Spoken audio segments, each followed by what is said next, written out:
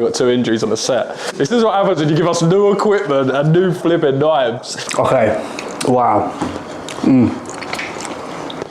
Brought on as the CEO of Thai Wrestling. The sport itself, the documentary behind the scenes, sponsorships, the games, different collaborations that we're doing in Miami. It's just getting to the core of what I enjoy more. So it's how do I create enough leverage to do that more and do it at scale. I'm fighting the urge just to like, and on a table like this, but is it a bit... What a night, Jella, you know what you're doing. Yeah, Jella's a crafty woman. Hello and welcome to the Against Defence podcast / Food Fighters. Today we are joined by Will from Casuals Corner. We are cooking today. I'm very excited. What have we gone for? The mission was to give a menu, should we call it a menu? Give a menu which was indicative of what I would cook for a fight night. So this is it. We've gone soft shell tacos, steak, churros, nachos, and all the other O's. It's all about having the perfect amount of shareability to flavor ratios. That's what we're looking for. So anything we can get in tapas, canapé sort of form is perfect. So we're gonna start off with the soft shell tacos for the steaks. And usually, I'm buying them, let's be real. I'm gonna be honest on camera, but I've got to make a little bit of a point of cooking something today, so we're gonna make them today. Okay, cool. So you're gonna have to roll with the punches, pardon the pun, because it is a little bit new. Yeah. But it shouldn't be too difficult, right? Cool. That's why it's open.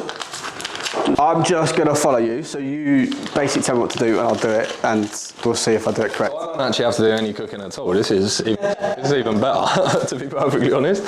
Right, sweet. So what we're gonna do, take a mixing bowl, and we're gonna get all the dry ingredients with all the wet ingredients. We're basically gonna make a dough, knead it, let it to rest, and then when we come back to do the steaks and they've rested, we can just chuck them on the pan. And probably what I'll do is we'll even cook them in the steak fat, just so we can sort of double up what we're using. So we'll get into this straight away. So 1 teaspoon of baking powder, please, and we're gonna go 2 cups of flour. But what I'm gonna do to freeball it, eyeball roughly that this is about a cup. Yeah.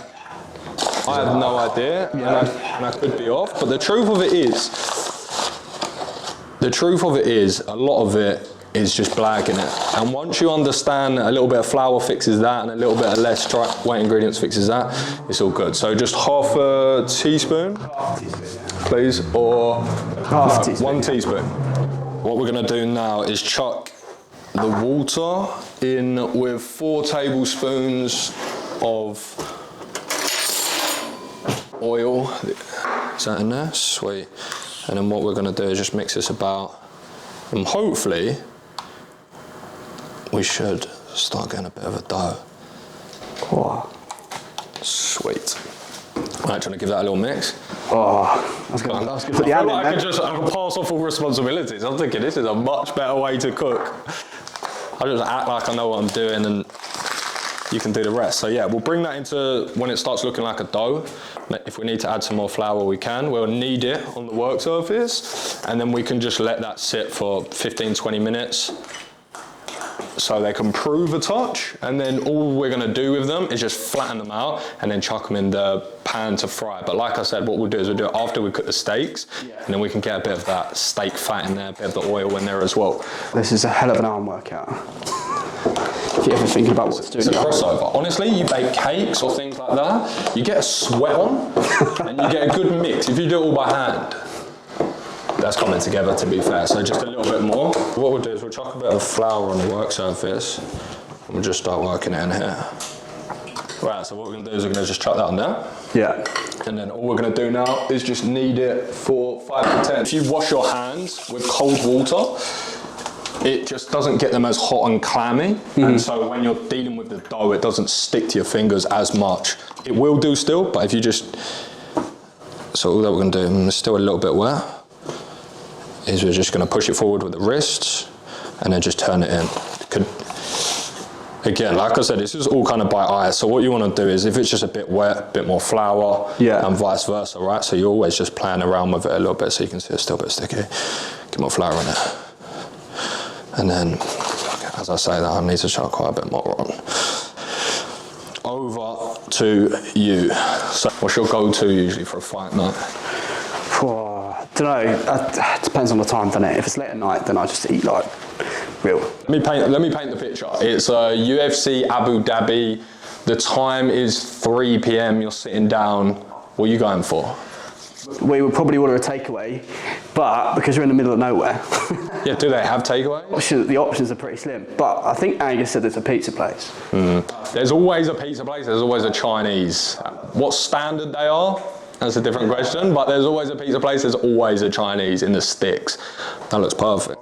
So that's just basically what we're looking for, right? There's not any inconsistencies in the flour. Pretty malleable. It's good to go. Just chop up the audio on that, please. Send it to me. Right, let's cut this up into, let's go one down here, one down here, one down here. To be honest, you can probably do these a bit smaller, but for all intents and purposes, we're just going to do that many. So if you want to just get them in your hand and just ball them up like that, there is like a little perfect way of getting it cupped, but I've not got those levels of technique, to be perfectly honest, so today we're going with that. So yeah, just ball them up, and then once you're done, just chuck them on there, and we'll leave them to rest. Okay, perfect. So what's next? Diced in veg in that, is it? Yeah, so what we'll do is we'll make 2 salsas or 2 dips. Yeah. We'll go, one is going to be a guacamole. Yeah. There's going to be people that watch this and say, it should have this, it shouldn't have that. It is always going to be the case. What I've learned is cook with what you've got. Yeah. Get the engagement from the people that hate it, and then if you do have time to go and get all the small details, then do it. That's not always the way. So guacamole, we'll basically chuck in guacamole, bit of lime juice, a bit of garlic, and some onions. Sometimes you can chuck in some of the tomatoes, but what we'll probably use the tomato for is we will use it for the mango salsa. So a similar thing, right? We'll just chop up the mango salsa, chuck it in with a bit of lime juice, some chili, and then we're good to go. Right, so what we're gonna do is just slice straight through the middle. You know what, when you pick these up, the first thing that worried me was, are these gonna be ripe? Because there's not a lot you can do if the avocados are not ripe, but these are actually bang on. So these are perfect. Right, I'm gonna try and do the de-seed method of where you just whack this on here as hard as you can. Turn and pull out. There you go. Could have went way worse. Like that. I will deal with that in a second. I'm scared to do it there. And then all we're going to do is just scoop these out pretty easily, to be honest. Scoop it out? Yeah, so I've got a teaspoon for you. Use that. Thank you very much. And then just scoop those out. Chuck that in the bowl? Yeah, and I'll get the other bits ready for you. Easy. Like I said, you can sort of chuck whatever you want really in these. It's not really a fine science. It's just whatever people like. Yeah. I wanted to take this opportunity to kind of put out there so people can get to like learn about you a bit more. Sure. You're obviously, everyone's seen your page, what you produce, and you know, it's like really good quality. But when I first started looking to do this, it was difficult to find a lot about you as an individual outside of the page, right? Yeah, sure. But we persevered. I saw that sheet and I saw a couple of things. I thought, how do they know this about me? I was like, they went deep. Fair play, fair play. So you grew up, I believe, in North East London, right? East London. North. Yeah. Okay. Yeah. It's got kind of this mix of like a suburban feel, but it's also busy at the same time. Yeah. I just wanted to kind of understand, like growing up, what was like your go-to kind of thing? To be honest, when I was a kid, when I was young, I was doing one of two things. It depends how young we're talking. If we're talking sort of teenage years, all the way from 10 probably, yeah. Up until now has been pretty much sport in some capacity, yeah. Conversing in some capacity, yeah. And pretty much it, to be honest, along with working. So I started working, having like a part-time job when I was about 10, and then 10? Yeah, 10, and then I'd have pretty much just a side job or a couple of side jobs every year of my life, to be honest. So I was either playing sport, yeah, or I was just working side jobs here and there just to get a bit of money. so that I could do both things, right? So if my friends went to work when I went to uni, I could save up money if I wanted to go on a holiday with them or whatever that may be. So a lot of when I was younger, when I was a teenager, was just playing sport, every sport, and then just working really. And then obviously the standard things like going out with my mates and things like that. But that was sort of like the main angle of it. How am I cutting these? Am I dicing them more? I should have actually given you a lot more flipping guidance. So we use these in the salsa with the mango. So if you go into strips like that, so exactly like you did here, so perfect. And then like you done with this, and then just strip it, and then just cube it quite fine, I would say. But to be honest, there's not really like I said, it's not really a fine science, it's just how you want to do it. And the truth of it is, when I do it by myself, it's always lazier.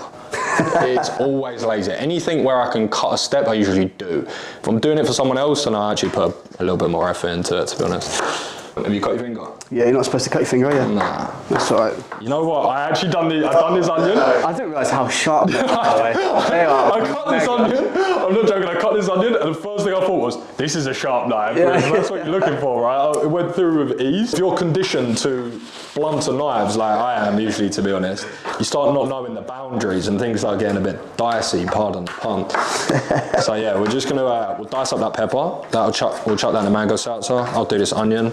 I'll tell you what. If you want to do this bit, get me away from the knife. Get me away from the knife. Get him away from the sharp object and the responsibility. Abort mission. No, I'm joking. We brought this child along. To be honest, it's more just how can I engineer this to the bits that I'd just rather do. And I was starting mashing that. I was thinking, you know what? I feel like you'd probably rather just mash an avocado right now. So yeah, you were saying about obviously growing up and kind of you've had quite a range of jobs. When I looked into it, obviously I've seen that you've been at like Deutsche Bank, News UK. You've done a bit of like bartending. You've done a bit of like kind of activity camps with kids, and now obviously Legally. you've got this. You've got Casuals Corner, Sure. right? And it's quite an interesting dynamic. Yeah. How does someone go from pulling pints behind a bar to running one of the most followed MMA accounts across multiple channels? I think the truth of it is I always wanted to just earn money. I was never really materialistic, but I also just understood at a very foundational level that it created opportunities. So I always wanted to earn money. I was never a super materialistic kid with cars or clothes or really much at all. Maybe to a standard level, but nothing crazy. So I knew that I wanted to get different jobs to just earn a little bit of money. But then I also, like I said, I was in a lot of situations where I'll just meet different people. And for 15-year-old kids, you're not often exposed to opportunities where you can meet people that work in this particular job or this city. And I was quite fortunate that maybe when I was 15 years of age, I started working behind the bar at my local Greek club. And then by about 16, 17, that sort of age, I was just running the whole bar. Now it was only small and whatnot, but I'd have to set up all the pints and everything like that. So what comes with that is a setup very much like this, where you have people sitting behind there boozing all day, and the conversation obviously flows and you get to know these people very well.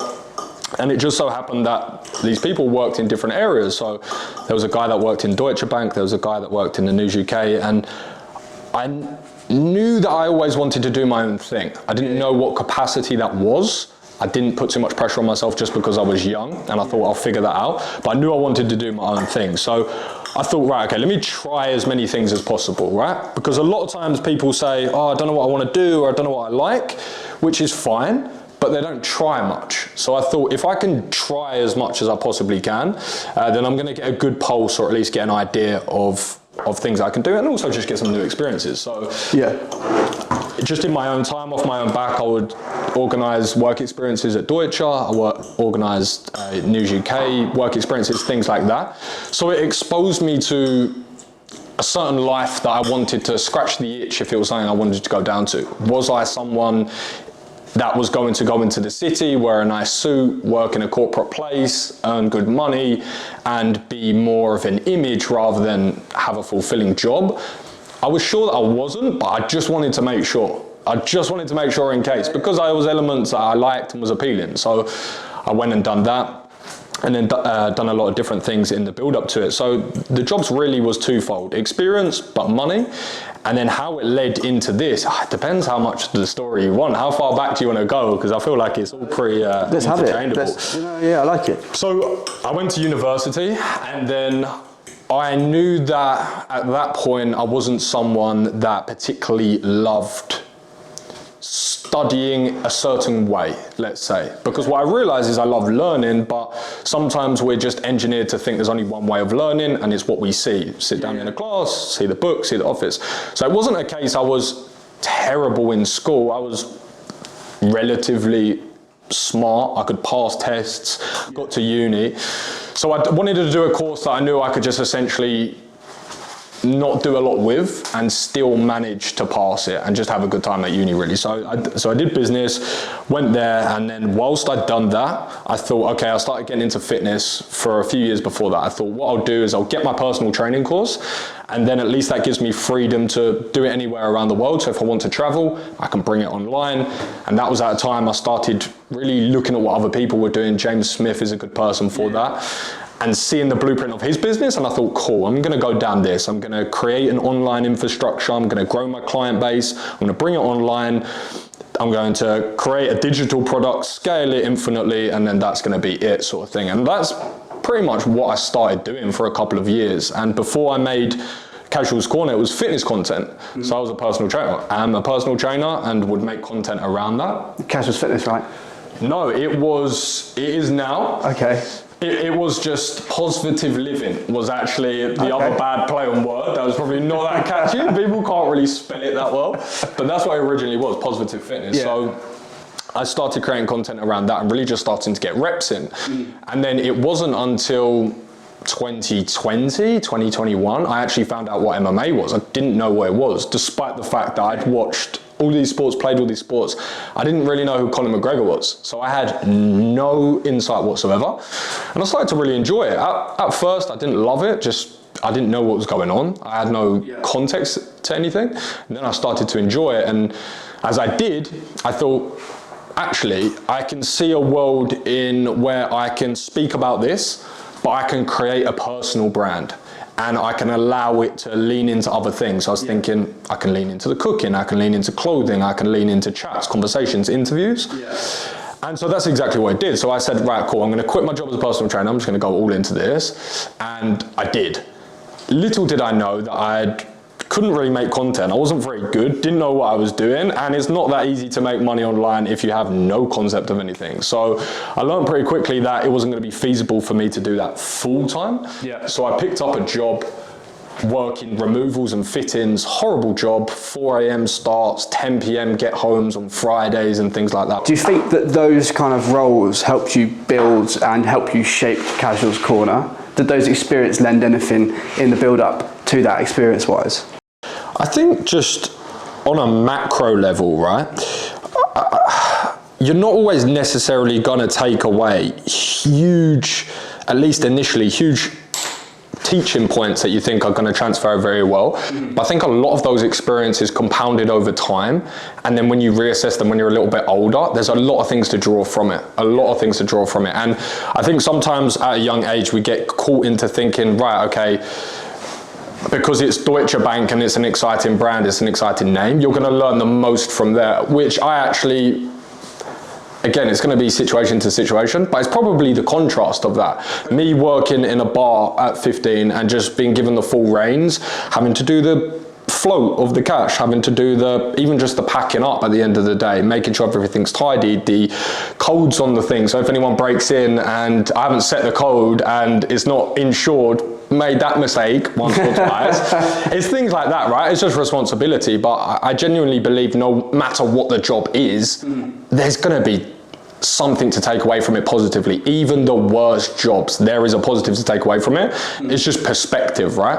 It's just perspective of how you look at that. So sure, I think there's always things to take away from that, for sure. Right, we'll continue with this. Right. What's next now then? We've chucked a little bit of onion in there. If you chuck me the tomato, I'm just going to get this diced up and a lime. Keep that nice away from me. If possible, please. Yeah, don't worry. We're steering you well clear of that. Right, so what we're going to do is we're just going to finish the guacamole. So we'll chuck I'll give this to you. This is no sharp object, I promise, but it may hurt the stink. But that's I'll use this hand. So we're just going to juice the lime. Yeah, just squeeze it, and you might want to just put your hand over it just to catch any seeds. Okay. But to be honest, it didn't look like there were any. We'll get both of those. Yeah, so we're just going to get the lime juice in there, get the tomato in there. Salsa's going to be pretty much similar ingredients, and then we're good to go on the steaks. Get those bad boys firing up. And in all honesty, the fire alarm's probably going to end up going off because we're going to have to get a little smoky. So all that I'm doing with these is just to get a dicing sort of look for it. I don't know how conventional this is. Probably people do it a better way, but I just go slices down the middle, slices through the middle like that. Again, easier with a good sharp knife. And then just straight across as well. And go there. And then you can just get a nice... Yeah, I would have lost a finger doing that. That's something. So the trick is just to curve the fingers, right, like that. Yeah. So instead of going here, where there's going to be a lot of injuries, you just like curve the finger over so that the knife is actually just hitting here. So you actually can't cut your finger. What about when you're coming in though? I don't know if you saw that. I literally just sliced the top of my finger as I've done that. How do you mean? Coming this way? Are you okay? Yeah, no, it's fine. I was just going like that, and I was trying to multitask, and I was like, I've just diced the top of it. I was like, I am a moron. Nah, it's all good. This one. It was only a minor one. We got 2 injuries on the set. This is what happens when you give us new equipment and new flipping knives. But yeah, so if you just curve it over like that, and then you can just go down, and then you should. I'm gonna have to put a disclaimer at the front of this video now, aren't I? You should be good. Yeah. So for the mango salsa, we're gonna go tomato. Yeah. We're gonna go onion in here. Not the flipping tidiest, but oh well. We're gonna go a little bit of pepper in the guacamole. Nice.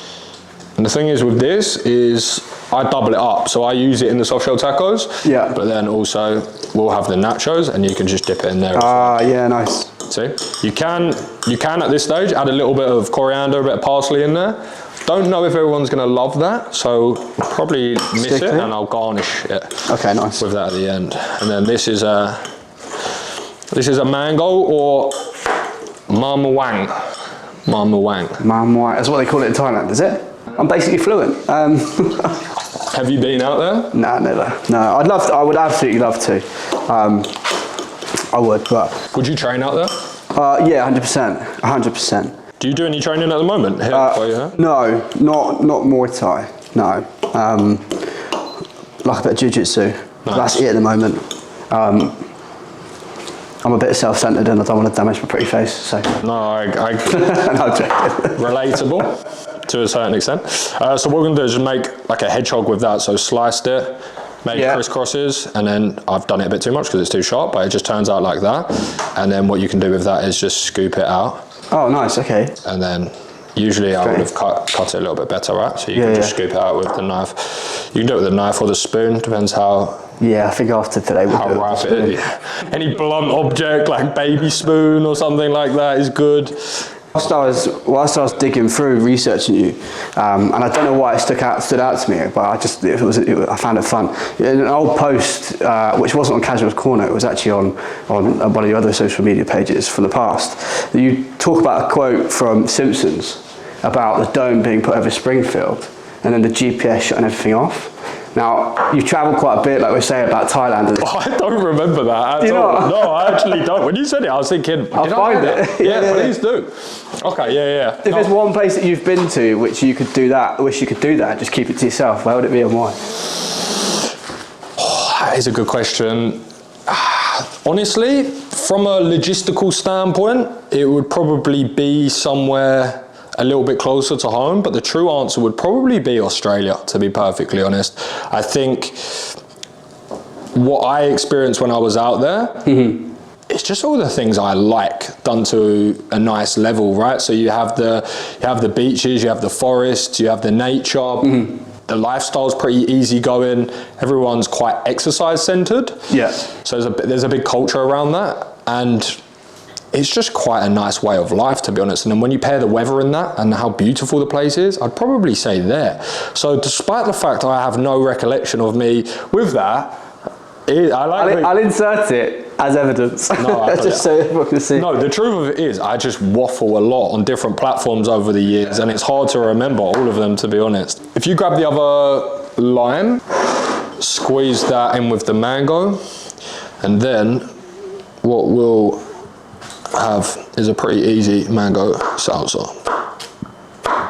And if you're anything like us, when we was in the motherland, we would have a good few of these a day. Not the salsas, just the mangoes, in pretty much every variety, but mainly just flipping as it is. Right, perfect.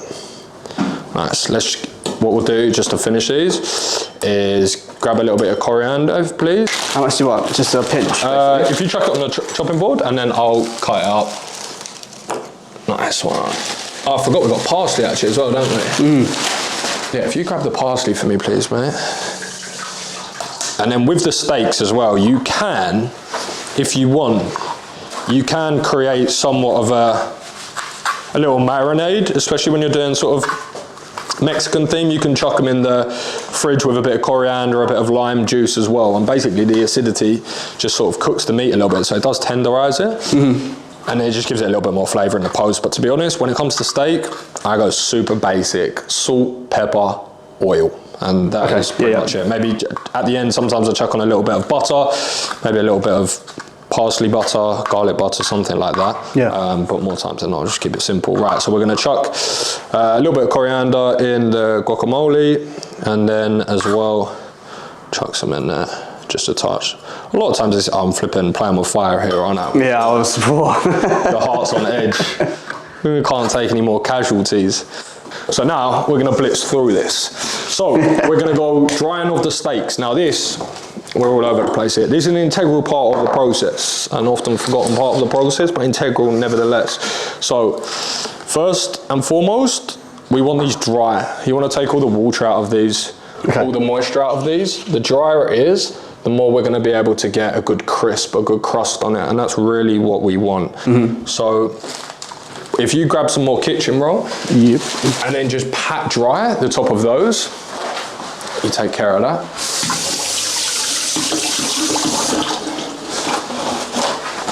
And then we'll start seasoning these as well. Pretty much the salsas are done. To be honest, that flipping mango salsa looks a bit flipping miserable. It's a bit, that's why you just chuck more green in there, and it starts looking a bit livelier again. That's the trick of the trade.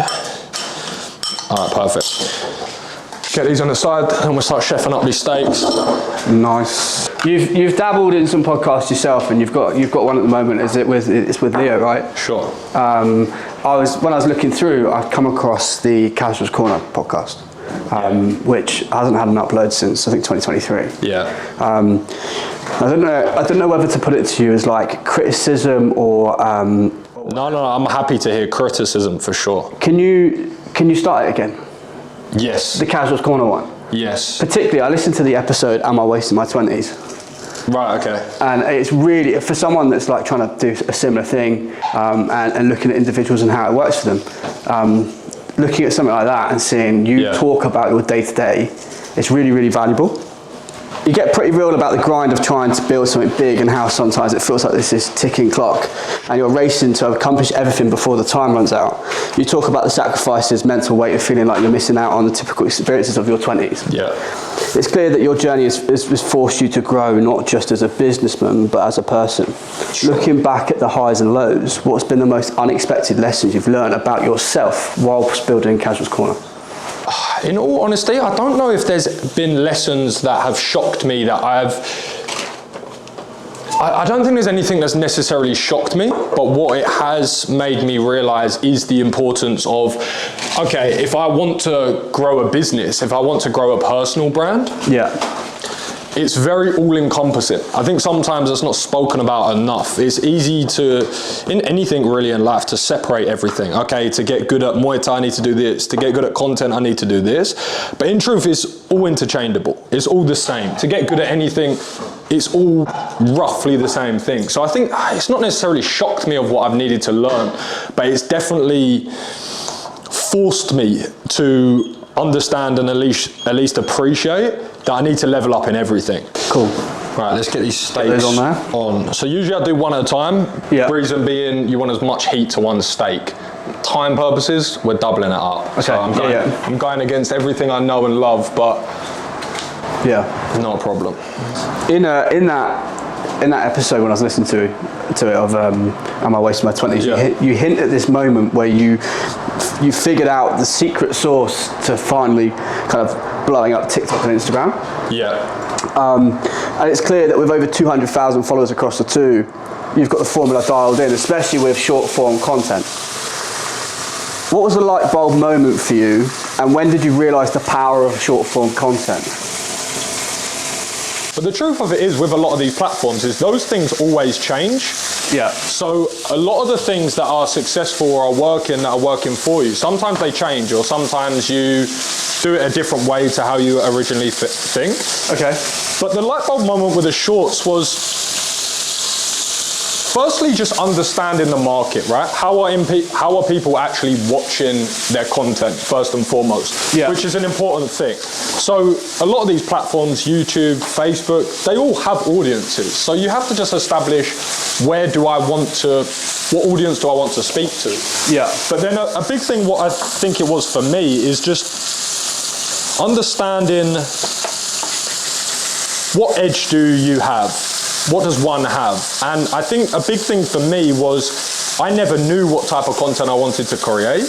Yeah. Because there was a lot of different things that I wanted to do. So what I heard Gary Vee say once is, okay, if you don't know what you want to create, learn how to create attention.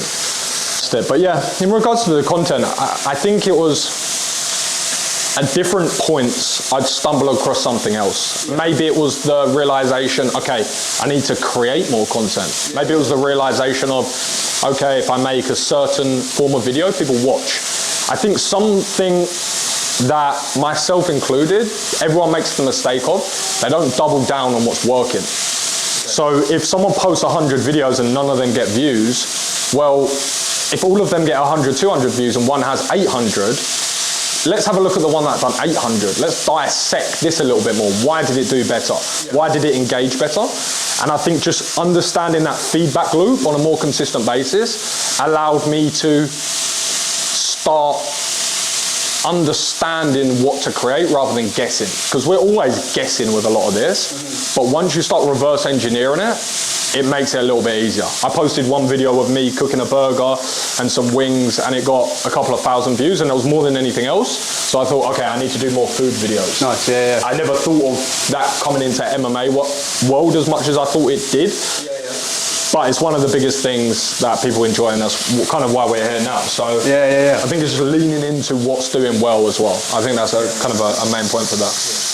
Because you have an old YouTube account which has got 4 videos on it, and you've got 1 subscriber. And in that, there's a video of you, and you've got the web pages up, and you're talking about, and you've got like the first edition of Casuals Corner, and it had like a yellow top bar, and there's like some guy doing some painting, which was just like an ad hoc kind of, we put that in there. And in that, you can see that you've got like 243 subscribers and 244 videos, and then you show your Instagram, and it's similar, where you've got more, and now you've just kept it going, and now you're like, it's the other way around, where you've got, we take TikTok, 137,000 subscribers. And just seeing that changes, and in fact, yeah, the TikTok had 2,032. 2032. Yeah, and now it's got like 137,000. Sure. So seeing you kind of walk that path, and that's why I enjoyed the podcast so much, just because it's listening to you kind of discovering this stuff, and it's quite unique, especially for people that are doing that content creation. Sure. I like that you, to be honest, held me accountable to that, because the truth of it is, especially with things like the podcast, let's get this bumped down a touch, and then we'll start getting the soft shell tacos on this, so we'll go like 4. The truth of it with that as well is, if you want to be the very best at one of them, you have to only do one of them. So I think what's quite easy, at least the mistake to make, is trying to perform well on all of these different platforms. But the truth of it is you can't. So you have to understand, like, what am I actually trying to achieve here? Like, what am I actually trying to do? Am I trying to become the best YouTuber in the world? Or am I trying to create a personal brand? And like, what's my goal here? My goal was, I knew I wanted to be present on all of the different platforms. Yeah. And I knew I wanted to just get better at the different platforms as well, so that if I were to outsource anything, I could speak to people pretty transparently and be able to convey a message a lot easier. So I think that was a big point for me. But if you're trying to do all of them, you're not going to do any of them very well. That's just the truth. And even now I'm in a point where I still cover topics on all of these different platforms, but I don't do it as well as if I solely committed to, say, let's say, YouTube. And just coming back to what you said earlier about the podcast, I think one of the things for me of why I stopped that is when you're trying to do so many different things and improve at so many different things, you're putting time and effort and energy and attention into what you think is the priority. Yeah. And what happens is your priorities always change. And especially if you're running a business, usually your priorities at the start lead to things which are going to earn money. So when it came to something like, okay, I have to film, edit, post-produce a podcast, get it on these platforms, and it wasn't the issue that no one was watching or listening to it. It was kind of just an opportunity cost. Could I better invest that 1 or 2 hours, if that makes sense? So I'd start leaning into other things. But as you say it, I think it's a great way to document what you're doing, and also to help people out, right? Like, listen to it and sort of, it's relatable to a certain extent.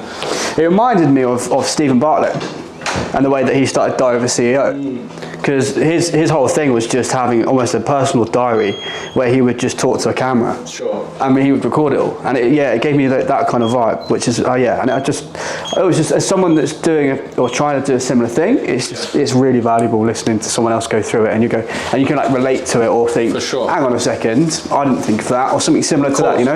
Yeah, I'm glad that you said that, because it'll just make me accountable to go back and do that. Look, what you're doing now is clearly working for you. So, kudos to that. But with the whole kind of, I listened to it, I thought, you know what, for me particularly at this stage of my life, this is like fantastic content, and I just wanted to get it on here so that if anyone is like thinking of doing a similar thing, take 5-10 minutes just to go and look at that and listen to that stuff and go, okay, let me learn from this, let me see if there's anything that I can relate to, what's he done differently, because obviously it's worked for you at some point. Sure. So yeah, I'll definitely revisit that and go back into that, because it was always a big part of what I wanted to do, was actually document the journey anyway, and that was always a good way of doing it. So I'm just going to chuck some of these soft shell tacos into here. It's like what I said, right, it's always a balancing act of priorities. And at the moment, it's like, right, okay, I want to make sure my newsletter's going out once a week. I want to make sure my flipping...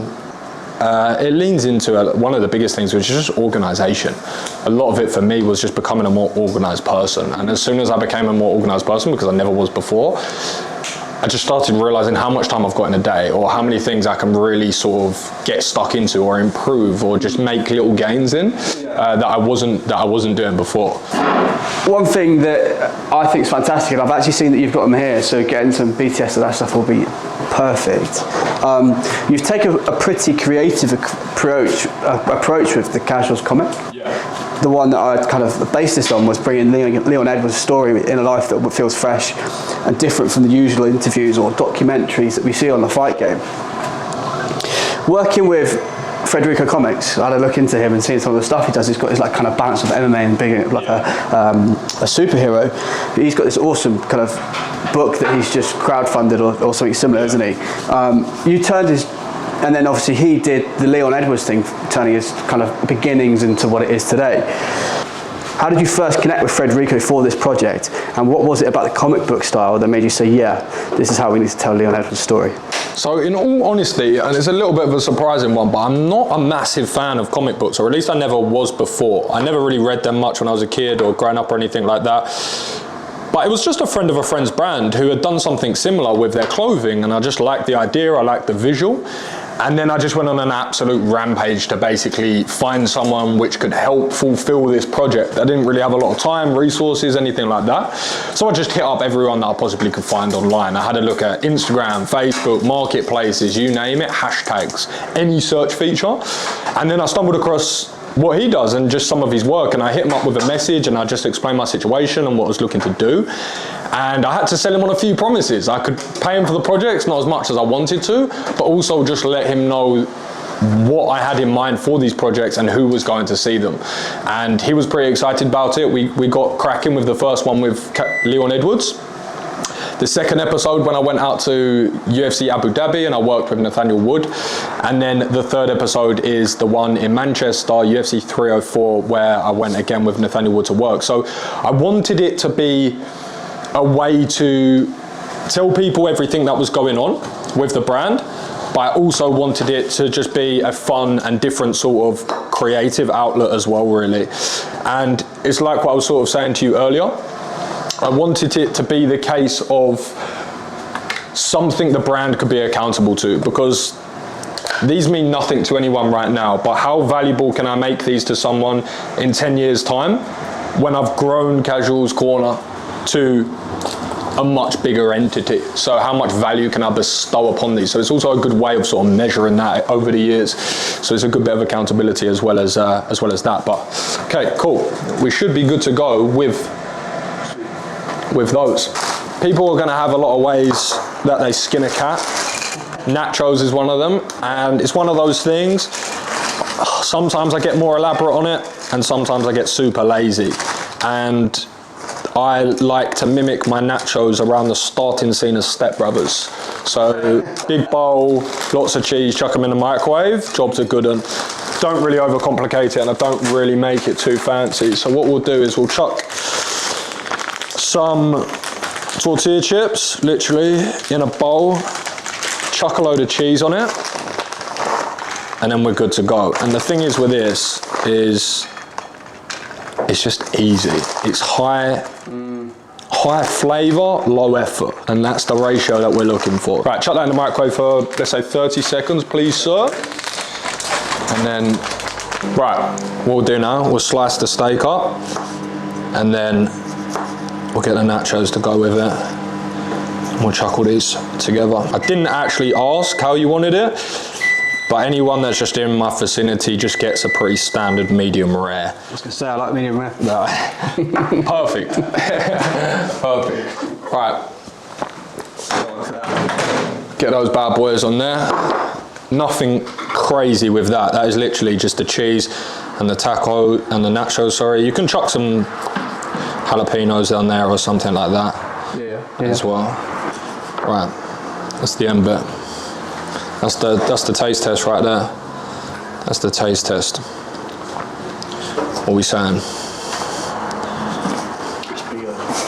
That's when he goes, overrated. So yeah, we'll get these sliced up.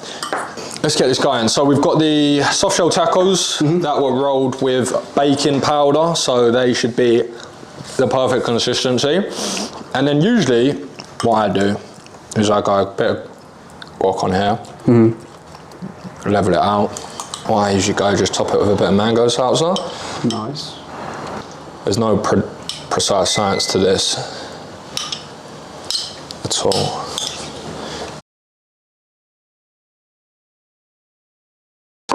Right, let me take you through what we've got. Soft shell tacos, guacamole, mango salsa, and then a rump steak, a little wedge of lime to go over the top of it. Now, we didn't necessarily have a rolling pin for the soft shell tacos, so they're lovably rogue, let's say. And then we've got some basic tortilla chips and just some cheese, because this is a go-to easy snack. So let's get stuck into it. Cheers, sir. Cheers, thank you. Thank you.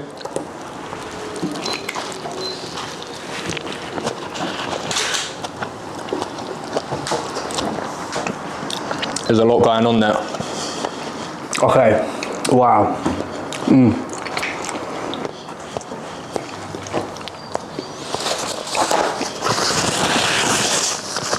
That's my go-to. That's great. That's my go-to. That is, not even like for camera, that is unbelievable, wow. Yeah, the main thing with, like I said, whenever you want to make a little snack for fight night, I think it's just the easiness to the ratio of flavour, and this is something I always think is pretty good. Crazy. Yeah, it's a time investment, right? More so than anything. And it's also just knowing how to do it. I want to wrap this up with a pretty quick and simple question. Sure. Obviously, from looking at the kind of MMA side, we're looking about 3 years ago that you started this properly. What's next for you, and what's like the end goal / dream / whatever it is that you want to do? The end goal is exactly that. To be perfectly honest, it's quite a trite answer, but whatever I want to do. So the whole goal of what I wanted to create was Casuals Corner around me being the personal brand, so that when I spoke to someone randomly at an event and they tell me that they've just bought a sport like toe wrestling, I have enough capacity to lean into that. What is that? Why is that? What can I do in that?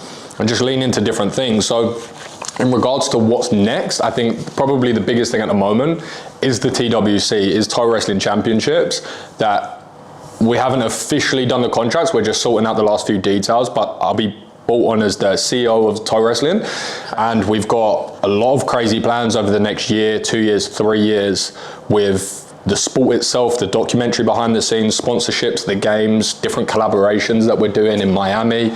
Speak to that at another day. That's immediately one of the bigger projects that I have. In the more long-term vision, the more long-term plan, do things I enjoy. Travel around the world, eat nice food, make nice food, talk about MMA, play sports, train. Everything that I enjoy, and just how can I engineer that so that that is work. And at the base, at the core of it all, we need to establish leverage, right, to do that. That's what it comes down to. So how can I create leverage? Well, I can do that through media. Okay, so I'll create a personal brand. I can do it through labor. Okay, I can eventually outsource different things to editors so that I can then focus on the bit I enjoy, which is this. Because at the start, you have to do every job, right? You have to be the editor, the videographer, the actor as such, whatever you want to call it. So I think for me, it's just getting to the core of what I enjoy more. So it's how do I create enough leverage to do that more and do it at scale. So that's genuinely the overall goal. But Toe Wrestling, Casuals Corner, the clothing, obviously what I'm wearing today. A lot of these pieces that I'm just passionate about that I wanted to do anyway, but then just weaving them into the content I'm creating, so that I'm just creating a full casuals loop. I'm not trying to sell a piece of clothing, I'm just wearing what I enjoy to wear and showing you a lifestyle behind it. And then along with things like the podcast, giving you a little insight into what that looks like, and just marrying it all together and being flexible enough to change my mind at the drop of a hat, right? And then pivot into something completely random in the next 2 years. So it's hard for me to know exactly what that will look like, because as a person I change a lot, but then I also find a lot of different interests. But the core of it all is my personal brand, and toe wrestling is probably it. Last thing that I want to give you before we go, obviously we spoke about it a little bit earlier, but these are just a couple of the comic books that I created. So you'll have the first version in there of the Leon Edwards version, and then also the most recent, which is UFC 304, which is the Bisping version.